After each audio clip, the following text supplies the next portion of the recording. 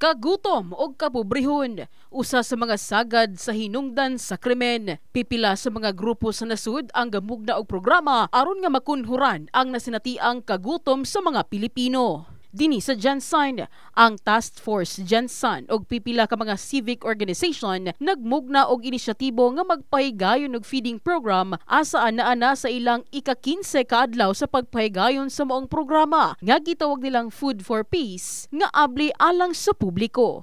No, actually, bago nangyari ito, senior ito ni Colonel Aquino sa akin na pastor, ano kaya kung magpapakain tayo.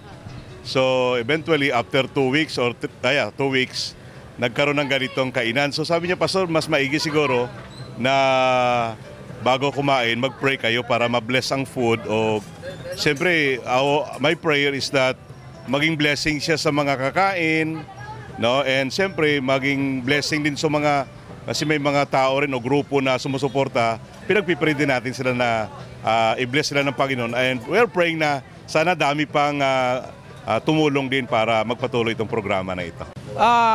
We all know na yung since 2019 nagkaroon tayo ng pandemic, and lagi mayroong community pantry. So nag-conceptualize yung Task Force Jansan with coordination with the stakeholders natin na hindi ba pwede natin gawin yung community pantry as part of our daily life, na hindi natin hintayin yung magkaroon man ng kalamidad, magkaroon ng bagong COVID para lang gawin to. Bakit siya Food for Peace? Kasi kung sabihin natin, ang una nito spearheaded by the military. Kaya dito nagsa-start yung parang may war tayo on hunger. Kaya ito, Food for Peace, which is yun yung start ng peace natin. Mapasalamaton ang mga benepisyaryo nga makaangkon sa feeding program sa Task Force Jansan tungod luyo sa panahon sa krisis. Adunay grupong gapahigayon og susamang programa nga makunran ng ilang kagutom o gastos sa usa ka adlaw. Mayo kay ngani makakuan man makakuan man ta kada buntag.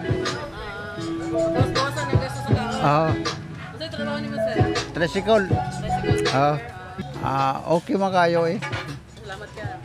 Salamat ko sila kay ngani mga kuan, mga programa good. Pasalamat ko og kaning mga uban pud nga naa diri gakaon kay kanang kada buntag libre na mong pagkaon pamahaw. Nya kada adlaw lahi pud ang ilang menu nga ginaluto. Ya para sa akon nga naga-sweeper kadlawon pa nagahawa sa balay alas 2, makapamahaw na mi diri. O minus gastos pod imbis magbaon mi, wala na mi gabaon nga diri na mi gakaon. Giawhag usab sa Task Force Jansan ng publiko og mga adunay katakos nga moabag sa pagpahigayon sa mga programa aron mapadayon ang paghatag og paglaom sa mga residenteng nanginahanglan. Pwede nyo kaming tulungan, pwede kayong magkaroon ng volunteer, pwede rin kayo na tumulong sa amin kasi hindi rin namin, yung part kasi namin is papuntahin tong iba. Next time, yung bus na yan, pupunta sa mga ibang barangay. As of now, wala pa yung concept na yon.